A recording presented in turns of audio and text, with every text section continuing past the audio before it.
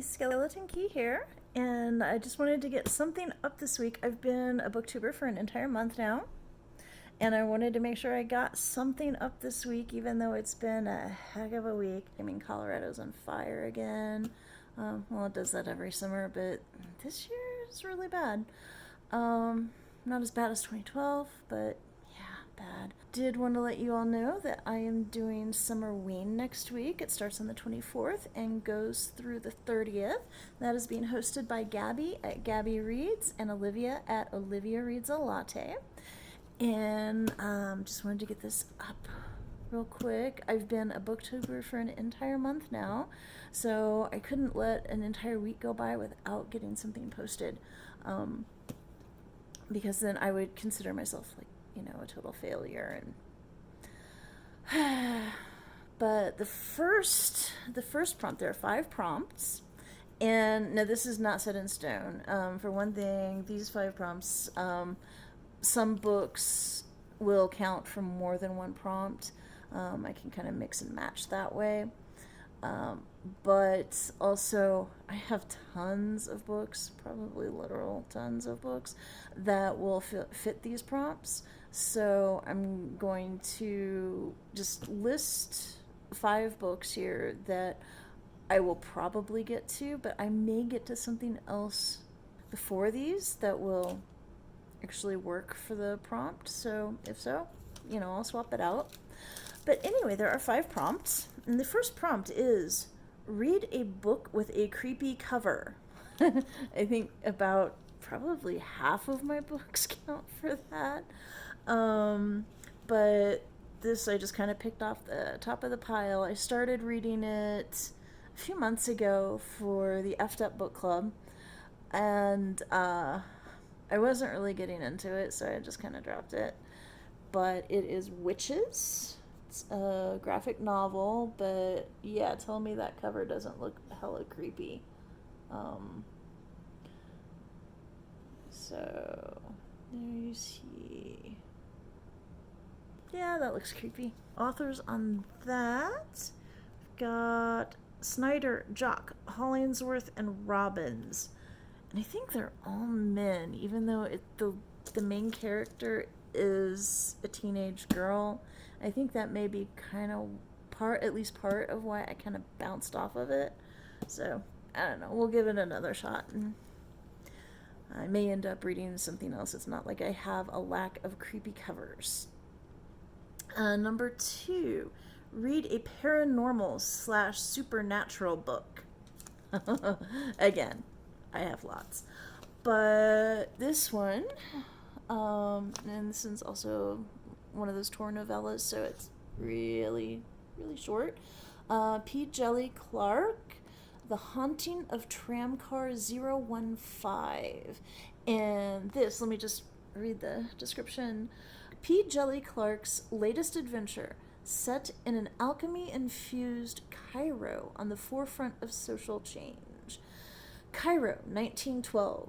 The case started simply enough for the Ministry of Alchemy, Enchantments, and Supernatural Entities. Handle a possessed tram car. So, yeah.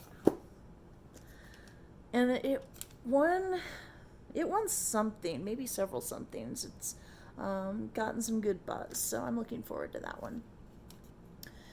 Number 3, read a book with a haunted house.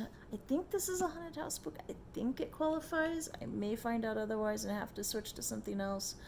But we're going with Ruth Ware, The Turn of the Key. Also kind of a creepy cover too, so hey. But this is, as far as I can tell so far, I started it a while back, and I'm a little ways into it. It is really creepy. It seems sort of like The Turn of the Screw, which I'm sure, based on the title, that it is alluding to, and part The Veldt by Ray Bradbury, and I feel like I should go back and reread The Veldt before I continue in this book. Anyway, the next is read a book in the dark, and I mean, I've got lots of audiobooks, so any of those could work for that. So I'm gonna go with Lord Edgware Dies, which I just downloaded off of Hoopla from the library. But I do also have I've read all of Agatha Christie's mysteries at some point since like 1980.